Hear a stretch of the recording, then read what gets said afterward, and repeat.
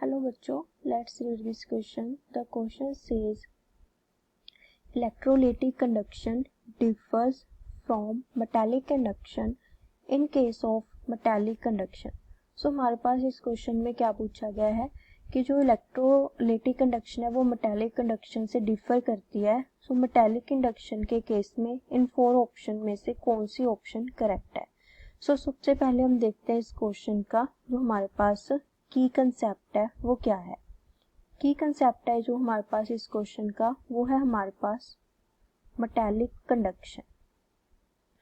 अब हम देखें तो मेटालिक कंडक्शन क्या होती है. जो हमारी मेटल्स होती हैं उनमें से करंट पास करता है due to flow of electrons.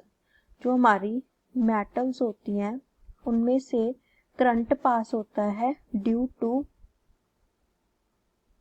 किसकी वजह से होता है, due to flow of free electrons.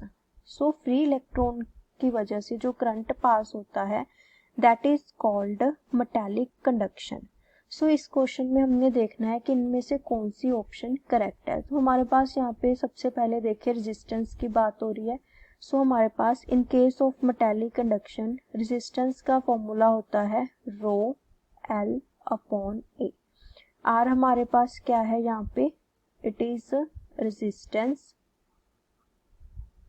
रो हमारे पास यहाँ पे क्या है, it is resistivity. L is हमारे पास यहाँ पे क्या है, लेंथ ऑफ द कंडक्टर. और ए क्या है, area of cross section. So हमारे पास R is equal to rho l upon a. So हमारे पास रेजिस्टेंस है वो किस किस फैक्टर पे डिपेंड करती है. हमारे पास सबसे पहले रेजिस्टिविटी पर, सेकंड लेंथ पर और थर्ड हमारे पास एरिया. लेकिन एक और बहुत इंपॉर्टेंट फैक्टर है जिस पे हमारी रेजिस्टेंस डिपेंड करती है, दैट इज टेम्परेचर.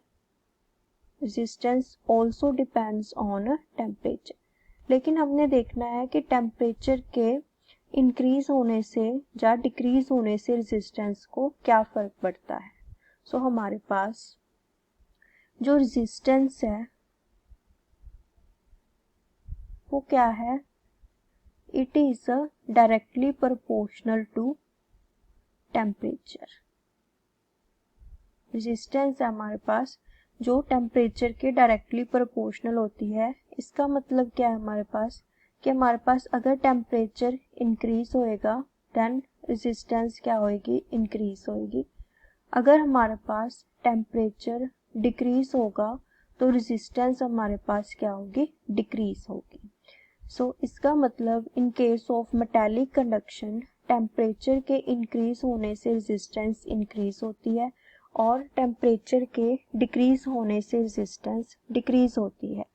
ऐसा क्यों होता है, because resistance is directly proportional to the temperature coefficient which is positive in case of metals. Due to these reasons resistance है जो हमारे पास it directly proportional to temperature. सब हम अगर ऑप्शंस के देखें तो कौन सी ऑप्शन करेक्ट बनती है हमारे पास, option a. The resistance increases with increasing temperature. So option a इसका करेक्ट आंसर है. अब हम दूसरी ऑप्शंस भी देख लेते हैं. Option B resistance decreases with increasing temperature, ये तो गलत होगी क्योंकि अभी हमने देखा है कि रेजिस्टेंस टेम्परेचर के डायरेक्टली प्रोपोर्शनल है. नेक्स्ट ऑप्शन है the flow of current does not generate heat, ये भी गलत है क्योंकि अगर करंट पास करता है किसी भी कंडक्टर में तो हीट जनरेट होती है.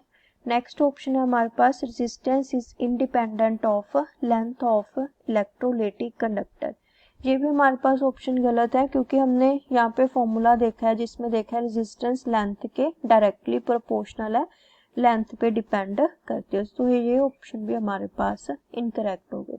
सो option A is the correct answer. Hope you understand. Best of luck.